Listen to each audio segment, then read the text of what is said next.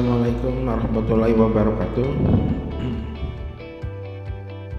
Berjumpa lagi dalam KBM online atau PJJ ya, dengan saya Pak Eko. Mudah-mudahan kalian semua sehat semua ya, walaupun kita PJJ pembelajaran jarak jauh, tetap harus semangat. Baik, oke. Dalam pelajaran kali ini, produktif multimedia dasar desain grafis dimulai dengan pengaturan unsur tata letak desain grafis. Tujuan pembelajaran kali ini adalah memahami pengertian desain grafis, memahami jenis-jenis perangkat lunak pendukung desain grafis, memahami dan mendiskusikan unsur-unsur tata letak berupa garis, ilustrasi, tipografi atau huruf, warna, brightness, kontras, terang, tekstur, dan ruang atau dimensi. Kemudian menerapkan pembuatan dan menempatkan unsur-unsur tata letak berupa garis, ilustrasi, tipografi, warna, gelap, terang, dan tekstur dan warna. Oke, kita lihat peta konsep di sini. Menempatkan unsur tata letak garis, ilustrasi, tipografi, warna, gelap, terang, tekstur. Ini elemen ya, elemen dari suatu desain grafis ini: garis, ilustrasi, tipografi, warna, gelap, terang, tekstur yang dijadikan satu hingga membentuk suatu objek baru yang biasa disebut dengan objek grafis. Ini dibagi dua, unsur tata letak dan unsur penunjang desain grafis.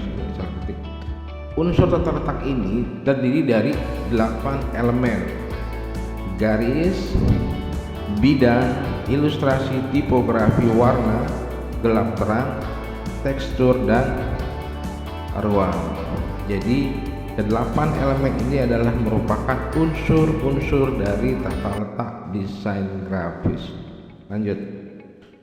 Unsur-unsur tata letak adalah apa sebetulnya? Jadi penjelasan seperti ini. Jadi sebuah karya desain yang bagus harus memenuhi beberapa kriteria dan komponen penting. Selain itu juga harus mengandung originalitas dari desain itu sendiri. Jadi nggak jiplak karya orang.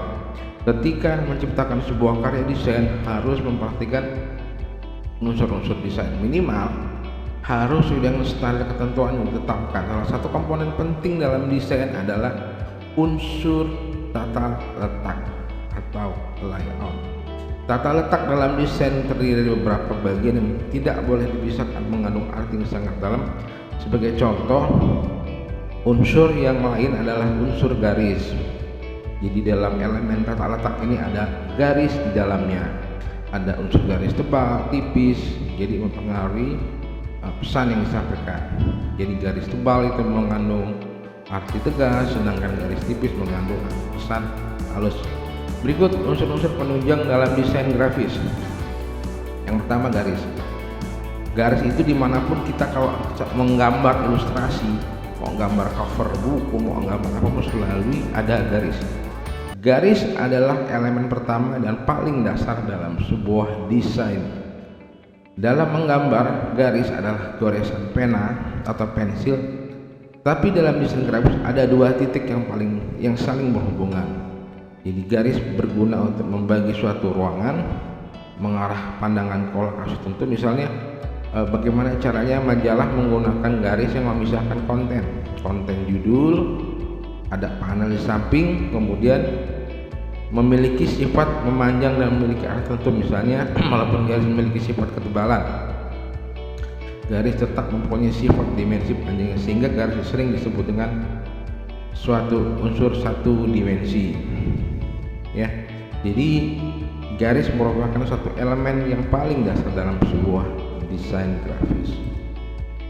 Fungsi garis sendiri dalam teori tata letak sebagai pembatas tepi bidang atau objek yang memberikan representasi atau citra, struktur, bentuk, dan bidang. Kedua, menciptakan nilai ekspresi seperti nilai gerak atau dinamika, nilai irama, dan nilai arah. Ketiga, memberikan kesan pada visual desain seperti tegas, luas, dinamis, dan lain-lain. Jenis garis dan kesan. Nah, ini kita masuk dalam jenis-jenis garis. Garis dalam konsep layout mempunyai pengaruh secara visual. Garis mempunyai ukuran besar atau kecil, tebal atau tipis, posisi horizontal maupun vertikal dapat disebabkan kesan yang berbeda. Berikut jenis garis dan kesan yang ditimbulkan. Garis horizontal memberi sugesti ketenangan dalam hal yang tak bergerak. Vertikal, stabilitas, kekuatan, dan kemegahan. Garis diagonal, ada garis lengkung S, grace, keanggunan. Garis zigzag, itu bergairah semangat. Garis bending upright, kemudian garis diminishing perspective, garis concentric arcs, garis piramid, conflicting diagonal, upward swirls, upward spray, inverted representative. Itu semua adalah mempunyai arti yang berbeda-beda. Pembuatan garis. Dalam pembuatan desain garis dengan menggunakan software berbasis vektor seperti CorelDRAW X7, dapat menggunakan freehand tool atau dengan menekan tombol F5. Nah, ini garis ini ada ukuran nih, ukuran stylenya, kemudian ada ketebalannya, ada warnanya, outline-nya, dan jenisnya. Di sini dengan mengklik tanda tool di pojok kanan, itu mengatur garis lengkung, zigzag, lancip, dan lurus. Kemudian untuk bidang merupakan unsur terletak yang berupa objek memiliki dimensi panjang dan lebar bersifat pipit. Sedangkan yang memiliki panjang, lebar, dan tinggi disebut dengan bentuk, memiliki volume. Bidang yang bersifat 2 dimensi, sedangkan bentuk yang bersifat 3 dimensi dalam bentuk bidang maupun bentuk terdiri atas beberapa macam, ya. Ini bidang geometris, bidang biomorfis atau organis, bidang bersudut. Terdapat bentuk dalam setiap rupa 3 dimensi. Kalau kita sudah bicara 3 dimensi, bentuk figuratif. Figuratif ini adalah bentuk yang meniru wujud berasal dari alam seperti manusia. Kemudian bentuk ragam hias figuratif ini berupa objek manusia yang digambarkan dengan mendapat pengayaan bentuk. Jadi ilustrasi biasanya berasal dari bentuk objek makhluk hidup. Kalau abstraktif adalah bentuk figuratif yang diubah sedemikian rupa sehingga beberapa bagian bentuk yang asal akan menghilang. Jadi bentuknya berubah menjadi bentuk yang sudah digayakan, seperti bentuk abstraktif dalam wayang kulit, topeng, dekoratif batik, dan lain sebagainya. C. Bentuk abstrak. Nah, ini bentuk abstrak adalah bentuk yang menyimpang dari wujud-wujud benda atau makhluk yang ada di dalam. Bentuk abstrak ini adalah bentuk geometris seperti balok, tabung, piramid, kerucut, dan bola. Jika melihat bentuk karya abstrak, kita belum tentu bisa menggali bentuk dari benda atau makhluk apa yang dimaksud oleh desainer.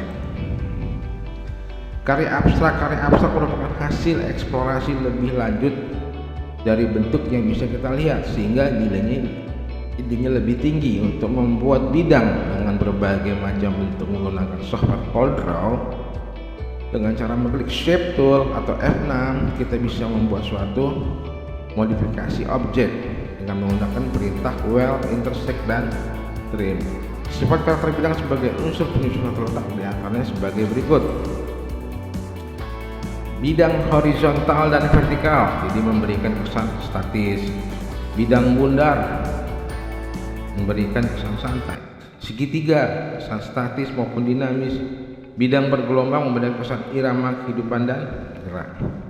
Ilustrasi, suatu gambar yang sifatnya menerangkan atau visualisasi suatu uraian berupa cerita, berita, karangan maupun naskah. Hasil visualisasi dari suatu tulisan dengan teknik drawing, lukisan topografi, atau teknik seni rupa lainnya yang lebih menekankan hubungan subjek dengan tulisan yang dimaksud daripada bentuk. Tujuan ilustrasi adalah menerangkan atau menghiasi suatu cerita, tulisan, puisi, atau informasi tertulis lainnya.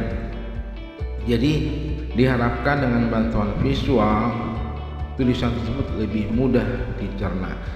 Contoh ilustrasi itu seperti cover majalah, cover buku ini. Fungsi khusus ilustrasi sebagai berikut: memberikan bayangan setiap karakter dalam suatu cerita. Bayangan dalam bentuk alat-alat digunakan dalam bentuk tulisan ilmiah, memberikan bayangan langkah kerja, mengkomunikasikan cerita. Nah, ini ada seri buku anak di samping di bawah ini karya Lauris Meru, adalah suatu desain pada layout atau tata letak buku anak tersebut memiliki corak khas yang menampilkan beragam gambar, ilustrasi hewan dan aneka rupa warna yang